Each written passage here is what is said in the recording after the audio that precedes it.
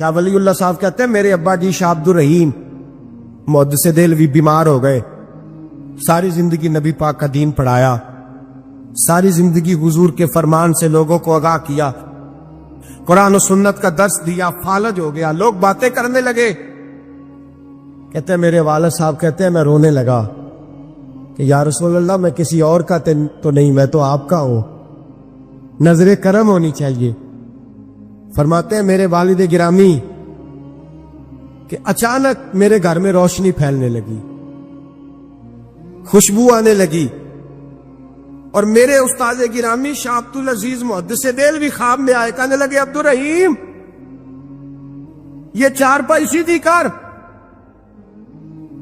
जिस तरफ तेरी चारपाई के पैर है ये दरवाजा इस तरफ खुलता है, जल्दी से साइड बदल।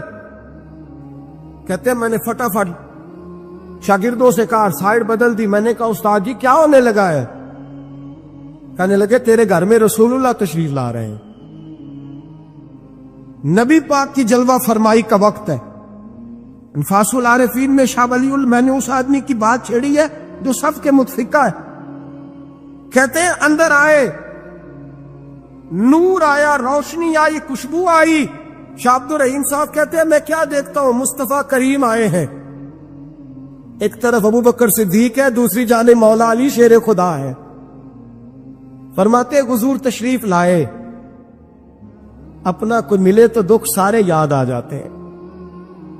कहते हैं वो बीमारी का दुख, एक तन्हाई, एक गुर्बत, एक बीमारी, एक बुढ़ापा, एक लोगों के ताने, हुजूर को देखा ना तो मेरे आंसू दरिया की तरह बहे। कहते रसूल पाक मेरे करीब आए, मैं फालज ज़दा था, उठ नहीं सकता था, चारपाई पे बैठे बैठे मैंने हुजूर के सीने पे सर रख दिया और रोने लगा। मेरे आंसू हुजूर के कुर्ते पे गिरने लगे। कहते नबी पाक की दाढ़ी मुबारक मेरे चेहरे से लगने लगी। इतनी तसल्ली दी महबूब ने, इतनी तसल्ली दी कि फरमाते अगले पिछले सारे गम ही मैं भूल गया। मुझे लगा कि दुनिया का खुशकिस्मत खुश नसीब शख्स मैं हूं और मुझे फरिश्ते जिन और इंसान सलामी देने आ रहे। शाह अब्दुल रहीम साहब कहते जहां जहां दर्द थी नबी पाक ने दस्ते शिफा फेरना शुरू किया। कहते हाथ हुजूर का लगता गया, शिफाए अल्लाह अता फरमाता गया। फरमाते शिफाएं दौड़ गई, खुशबुएं फैल गई, ताकतें आ गई। फरमाते हुजूर ने थपकी दी, कहा बस कर दे, मैं आज हो गया हूं, मैं आज हो गया हूं। तसल्ली दी मुस्तफा करीम, तसल्ली। ख्वाब मेरी विच आया माही, मैं ओदे गल विच पा लईयां बावां, फिर डर दी मारी अख भी न खोला किते फिर विछड़ ना जावां। चिर होया मैनू तरले लैंदे आ, कदी मोड़ मेरे वल वागा। ख्वाब मेरी विच एक बार दिया में मैं सारी उम्र ना जागा। कहा नबी पाक बस करना, आज हो गया हो। कहते मेरा दिल किया कि हुजूर जा रहे हैं तो कोई तोहफा ही अता कर दे। और फिर दिल किया कि कभी हुजूर अपनी दाढ़ी के 2 बाल मुबारक मुंह मुबारक देते तो मेरे नसीब चमक जाए। कहते मेरे दिल में ख्याल था, कुर्बान जाऊं मेरे रसूल पाक ने यूं दाढ़ी पे हाथ फेरा और 2 मुंह मुबारक उतारे। फरमाया चल यार फिक्र न कर, तू रख ले। कहते हुजूर ने मुझे दिए। अल्लाह के हबीब जाने लगे, दरवाजे तक पहुंचे तो मैंने अपनी चारपाई को टटोला तो बाल ही नहीं। मेरे दिल में ख्याल आया मुंह मुबारक कहां गए। कहते नबी पाक ने रोक फेरा और हुजूर ने फरमाया तकिया उठा के देख, मैंने तेरे तकिए के नीचे रख दिए, तकिया उठा के देख। फरमाते हुजूर चले गए। सवेरे चंगा भला उठ के चलने लगा तो लोग कहने लगे ये करिश्मा कैसे हुआ। मैंने कहा उसने शिफा दी है, जो शिफा देने वाले का महबूब है, जो शिफा देने वाले का हुजूर अलैहिस्सलाम का दस्ते मुबारक फिरा है, शिफा हो गई। और मैंने कहा दलील ये है कि मुस्तफा ये अपने 2 बाल मुबारक भी दे गए। जितने इतराज करने वाले फौरन कान खड़े हो गए। अक्ल को तनकीद से फुर्सत नहीं, इश्क पर ईमान की बुनियाद रख। कहने लगे ये वाकई हुजूर के। तीन आ गए, कहने लगे वाकई। मैंने कहा जाओ धूप में लेके जाओ। कहते वो तीनों लेके गए, जब कमरे से निकले तो बादल के टुकड़े ने आके साया कर दिया। बादल का टुकड़ा साया करता है। एक मान गया, दो कहने लगे जी अचानक हो गया। मैंने कहा दोबारा जाओ, एक बार नहीं, दो बार नहीं, 100 बार जाओ। मैं रसूलुल्लाह का नौकर हूं, मैं नौकरी करके खाता हूं, झूठ बोल के नहीं खाता। मैं हुजूर के नाम पे झूठ बोलूंगा? और जिसको नौकरी करने से वो राज्य के दे, उसे झूठ बोलने की क्या जरूरत है? फरमाया वो दूसरी बार गए, साया फिर हुआ, आके मेरे कदमों से लग गए, कहने लगे आप बिल्कुल ही सच कह रहे हैं। एक और जमात आ गई, कहने लगे हमें भी जियारत कराएं। मैंने ताले में रखे हुए थे, ताला खोलता हूं तो खुलता ही नहीं, खोलता हूं तो खुलता ही नहीं। कहने लगे शाह जी खैर तो है, क्यों नहीं खुलता? तो मैंने नजर डाली, मैंने कहा तुम में कोई ऐसा तो नहीं जिसपे गुस्ल फर्ज हो? गुस्ल फर्ज हो? एक बंदा गर्दन झुका कहने लगा हजरत गलती हो गई, मैं फटाफट आ गया ना, आ नहीं सका। मैं चल निकल मजमे से। जो रब अपने महबूब के वजूद पर मक्खी नहीं बैठने देता, जिसने महबूब का साया नहीं बनाया कि किसी का पैर ना आ जाए, वो महबूब के मुंह मुबारक के करीब नापाक आदमी को आने देगा? निकल। कहते मजमे से निकला, मैंने चाबी लगाई तो ताला फौरन ही खुल गया। वल्लाह वो सुन लेंगे, फरियाद को पहुंचेंगे हम। इतना तो हो कोई फरियाद करे दिल से। एक दरवेश से किसी ने मदीने में पूछा था, उसने कहा था यार लोग उकता भी जाते हैं बार बार मदीने, बार बार मदीने, बार बार मदीने। जुमला दरवेश का है, अगर आपकी समझ में आ गया तो बड़ी अच्छी बात है, ना भी आया तो जुमला तो कीमती है।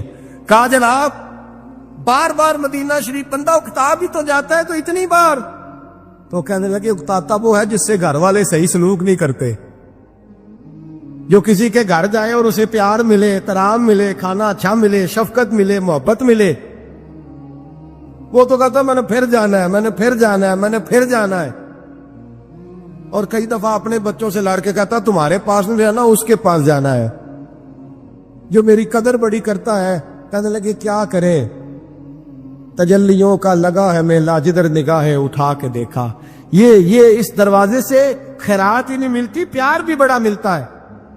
तो मेरे भाई हुजूर का दीदार होता है तो सूरज में रोशनी है, नबी पाक के जलवे चमकते हैं तो चांद में ठंडक है, हुजूर के जलवे महकते हैं तो सूरज में खुशबू है, फूलों में खुशबू है, चमेली में हुस्न है।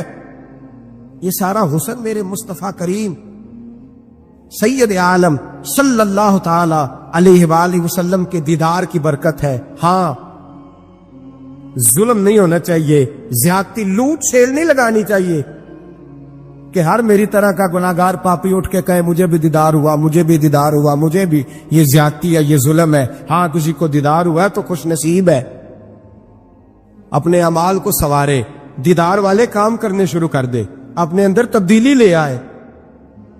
दीदार हुआ तो फिर इनकलाब भी होना चाहिए, फिर उसके अंदर तब्दीली आ जानी चाहिए, फिर उसे अपने ऊपर मेहनत करनी चाहिए, लेकिन इसका इनकार नहीं करना चाहिए। दीदार हो और हुजूर का कुर्बत हो तो मिलता क्या है? आला हज़रत कहते हैं उनकी महक ने दिल के गूंजे, हमने जान दे दी वादाए दीदार पर। हमसे वादा किया गया था कि तुम मरोगे ना तो तुम्हें दीदार मिले, तो हमने जान ही दे दी वादाए दीदार, जान ही दे दी वादाए दीदार पर। और फिर फरमाते हैं नगद अपना दाम हो ही जाएगा। फरमाते हैं हमने जान दी है इस वादे पर के वो मिलेगा, तो उम्मीद है कि ये सौदा उधार नहीं। जैसे ही कब्र में जाएंगे सामने हुजूर की ज़ियारत नसीब हो जाए। इसलिए लहद में भी इश्क रुखे शाह का ताग लेके चले, अंधेरी रात सुनी थी सो चराग लेके चले। ये हदीस आपने भूलनी नहीं, ये तन्हाइयों में याद रखने की रवायत है, ये तन्हाइयों में पढ़ने की रवायत। ये अपने ज़ौक़ को ताज़ा, जो लोग कहते हैं ना वज्द सुरूर कैफ में जाना चाहता हूं, वो मिशकात शरीफ की इस हदीस को देखे। अल्लाह के हबीब अलैहिस्सलाम ने फरमाया, लोगों में तुम्हें बताऊं, क़यामत के दिन अल्लाह ताला बंदों से पहला सवाल क्या फरमाएंगे और बंदे उसका जवाब क्या देंगे। या रसूल अल्लाह करम फरमाइए, बताइए। तो करीम फरमाने लगे, अल्लाह ताला क़यामत के दिन बंदों से सबसे पहला सवाल, अगरचे बाज़ और अहादीस में और सवालात भी आए हैं क़यामत में जो सबसे पहले होंगे, लेकिन इस हदीस में ये वाला सवाल हुजूर ने बयान फरमाया। हुजूर फरमाने लगे, अल्लाह क़यामत के दिन अपने बंदों से सबसे पहला सवाल ये फरमाएगा, क्या तुम मेरी मुलाकात को पसंद करते थे? ओए होए होए, क्या तुम्हारा मिलने को जी चाहता था? कभी ऐ हकीकत मुंतजिर नजर आ न लिबास मजाज। इकबाल कहते हैं, तेरे करम इतने हैं दिल करता है तुझे देखें। कभी कभी ऐ हकीकत मुंतजर नजर आ न लिबास मजाज में। लाखों सजदे तड़प रहे हैं मेरी जबीन नियाज में। तुम्हारा दिल करता था मुझसे मिलने को। हुजूर फरमाते, बंदे अर्ज करेंगे, मालिक बड़ा दिल करता था। तो फिर अल्लाह फरमाएगा, ये गुफ्तगू की मानवियत तो देखो यार, इसका हुस्न तो देखो।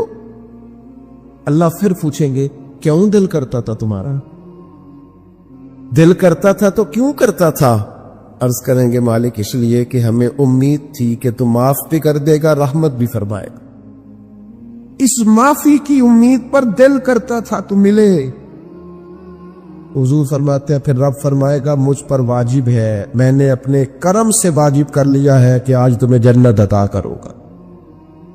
ये जो मुलाकात है ना, मुलाकात कि वो मिलेंगे, उनसे मुलाकात होगी। उम्र बीत गई ना नाम जपते, उम्र बीत गई ना तज़किरा करते। हमसे भी लोग पूछते हैं, क्या कमाई की, क्या जिंदगी में हासिल किया? तो हम कहते हैं, शर्क से गरब तक, मुल्क के एक कोने से लेकर दूसरे कोने तक मदीने वाले की बात की, हुजूर का जिक्र किया, नबी पाक के। और मैं अपनी हयाती तो कुर्बान थी, वहां सारी मोहम्मद मोहम्मद पकींदे गुजर गई सारी।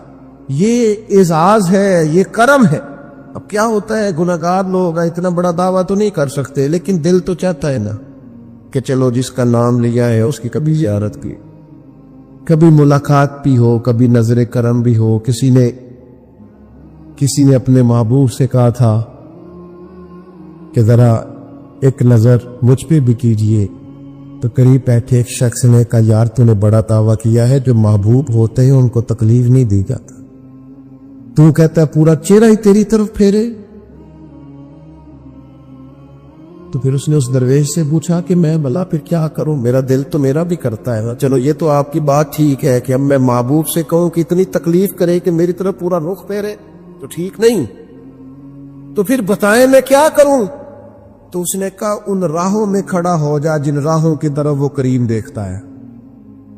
चलो इसी बाकिरदार को देखते देखते बीच में तेरे ऊपर भी नजर, मुझ पे महशर में नसीर उनकी नजर पड़ ही गई। मुझ पे महशर में नसीर उनकी नजर। ओए होए, अल्लाह करे आपको भी वो लुत्फ आए जो मुझे आ रहा। कहते मुझ पे महशर में नसीर उनकी नजर। ये इंतहाई आजिज़ी है कहने वाले की। उसने बिल्कुल अपने आप को खत्म करके कहा कि मैं काबिल तो नहीं था, और मैं फिर तकलीफ देता कि मेरी तरफ देखें, स्पेशल मेरे लिए वक्त निकाले। पर करम ये हुआ कि मुझ पे महशर में नसीर उनकी नजर पड़ ही गई। कहने वाले इसे कहते हैं खुदा का करना। कहने वाले इसे कहते हैं खुदा का करना। अल्लाह ने किया कि नजर मुझ पर पड़ ही गई, और जब फिर पड़ गई तो तेरी एक नजर का कमाल है और मेरी जिंदगी का सवाल है। बस जब पड़ गई तो सो फिर पड़ गई। मौत से वो बंदा कभी नहीं डरता जिसे मुलाकात का शौक हो। मिलना चाहे दाता अली अजमेरी से और मौत से डरे, मिलना चाहे हजरत गौसे पाक जलानी से और फिर मौत से डरे। जिंदगी गुजरी हो अली अली करते, फिर मौत से डरे। उम्र भर सैयदना उस्मान गनी की सखावत की बात की हो और फिर जन्नत में जाके उनसे मिलने का शौक पैदा न करे। सारी जिंदगी सैयदना फारूक का आदल बयान किया हो, सारी जिंदगी उनके इंसाफ का तज़किरा किया हो, पूरी उम्मत को बताया हो कि अगर जीना चाहते हो तो उम्र के रस्तों पर चलो, और फिर ये मौत से डरे और मर के जनाबे फारूक आजम की जियारत को पसंद न करे। जिसे सिद्दीक की वफाएं याद हो, जिन्हें जनाबे अबू बकर सिद्दीक का इश्क याद हो, वो फिर उनकी जियारत ना करना चाहे और सारी उम्र हुजूर की नात पड़ी हो। माना नहीं आता था फिर भी कहा बलगल गुलाब कमाल ही कशफत तुजा बे जमाल ही हसनत जमीओ खिसाल सल्लू अलैहि वाल ही से नहीं तर्जुमा आता था, पर जब भी को पढ़ता था ये भी झूमता था मौला या सल्ली वसल्लिम दाइमन। मैं आपको बताता हूं, तोतला आदमी, तोतला और दीवाना मजसूब बेचारा, समझ नहीं, तोतला बोलना भी ठीक नहीं आता। मुझे नमाज का सलाम फिरा दो, वो जल्दी आ गए और एक मजूब आदमी इतने सादे थे तो सलाम ली तो कहने लगे मैं गल करनी सी। तो मैंने उनसे कहा कि थोड़ी देर के बाद मिलते हैं। 7 आदमी है, अल्लाह मुझे माफ करे, मैं कोई नकल तो नहीं उनकी उतार सकता। इस जुबान को हम तोतली नहीं कहते, हम इस जुबान को बिलाली जुबान कहते हैं। ये बड़ी खूबसूरत जुबान होती है। ये जो तोतले लबो लहजे होते हैं ना, वो जब बच्चा पूरी तौर पे अम्मा नहीं कह सकता, तोतला होता है, तो कोई मजा आता है अम्मा को अम्मा कहलवाने में। जब वो पूरी तौर पर बाप को बाबा नहीं कह सकता और तोतला होता है तो कोई मजा आता है कहने में। वो जब दादी नानी दादा कहता है तो दादे का दिल करता है ये 100 बार कहे, क्योंकि उसे कहना नहीं ना आता। लेकिन उस तोतलाहट में जो इसको लुत्फ आता है। मुझे बड़े लोग आके शेर सुनाते हैं, मैंने बड़े खुशगुलू नात खानों से जिंदगी में सुना है। वो साहब मेरे पास आए और मैंने कहा बाद में मिलेंगे। तू 7 आदमी है, मजजूब है, पूरा शौर नहीं रखता। मुझे कहने लगा मुस्तफा जाने रहमत के बाद, मुस्तफा जाने रहमत पे लाखों सलाम के बाद, यानी माना ये था कि सलाम के बाद। अब बड़े बड़े सुरीले बंदों से भी बंदा सुनता है, मेरा दिल करे। और मैंने जानबूझ के उनसे कहा दोबारा क्या आज जरा, क्योंकि तोतले थे ना। मैंने कहा तो कहने लगे मुस्तफा जाने रहमत पे लाखों सलाम के बाद। ओ मेरे अजीज याद रखो, सारी जिंदगी हुजूर की नातें बड़ी, नबी पाक के तज़किरे सुने, अब मौत से डर जाए। हालांकि मौत तो एक पुल है, पुल से गुजरेंगे तो सामने अल्लाह का दीदार भी होगा, मदीने वाले की जियारत भी नसीब हो। तू तो जियारत होगी और हर नजर कांप उठेगी। महशर के दिन खौफ से हर कलेजा दहल जाएगा, ओढ़ कर काला जुब्बा वो आ जाएंगे और सारे महशर का नक्शा बदल जाएगा। ये मौत का खौफ निकालने वाली चीजें हैं, डर। अच्छा मुझे एक बात बताएं, ये मैं उम्मीद की बात करने लगा हूं। चले अब ये बात तो मुश्किल है पर करनी पड़ेगी, मजबूरी है। कभी कभी अब्बा जी से मार भी पड़ जाती है बंदे को, घर में तो 2-4 लग भी जाती है।